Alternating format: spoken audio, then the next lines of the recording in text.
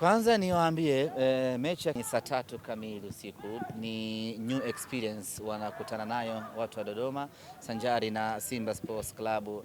Hatujawahi kucheza mechi majira kama haya saa 3 hasa katika mji huu wa Dodoma, lakini kwa mara ya kwanza tunakwenda kucheza mechi yetu saa 3 usiku, na hivyo nichukue nafasi hii kuwatangazia rasmi wana Simba kwamba tuko nyumbani, tuko ugenini against the Prison, lakini kiuhalisia sisi tuko nyumbani. Ni wajibu wetu kuiteka Dodoma, ni wajibu wetu kuionyesha Dodoma kwamba sisi ndio wenye huu mji, hivyo wana Simba waje wa kutosha.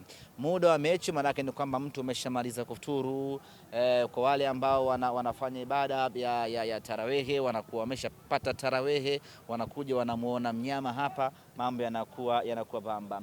Mara zote ambazo tumekuja Dodoma, tumekuwa tukipata mapokezi mazuri sana ya wanasimba hapa.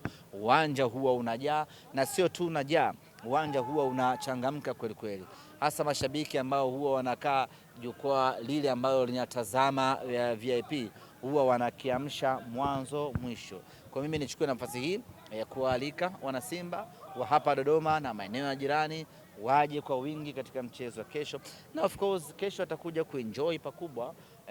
Kuna mambo mazuri na makubwa mno yanakwenda kufanyika hapa.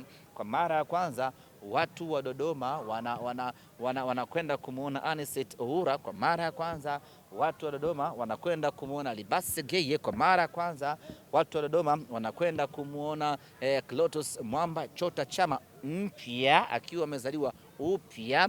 Kwa mara ya kwanza wana Dodoma wanakwenda kumuona Morris Abraham. Kwa mara ya kwanza wanakwenda kumuona Ino Jospin Loemba. Kwa mara ya kwanza wanakwenda kuwashuhudia mastaa wengi wa Simba Sports Club. Kwa hiyo sio mechi ya kukaa nyumbani, sio mechi ya kuhadithiwa, ni mechi ya watu kuja kuwashangaa mastaa wa Simba.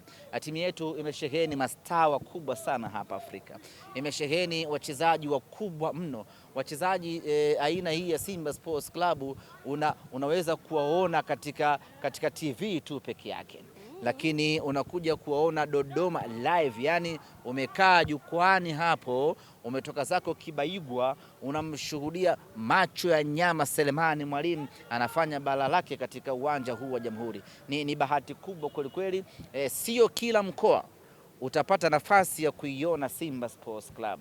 Waulize watu wa Mbeya namna ambavyo wanalia machozi kwa kukosa kuiona Simba yao msimu huu, na wanakosa kumuona Mamadou Tanja Mlinda Mlango wa viwango vya juu kweli kweli. Kwa hiyo hii ni ngekewa, hii ni bahati, hii ni riziki kwa watu wa Dodoma, na hawapaswi kuipoteza hata kidogo. Kila mwana Dodoma kesho baada ya kufuturu tu unawahi zako hapa uwanja Jamhuri, unakuja kuiona Simba yako.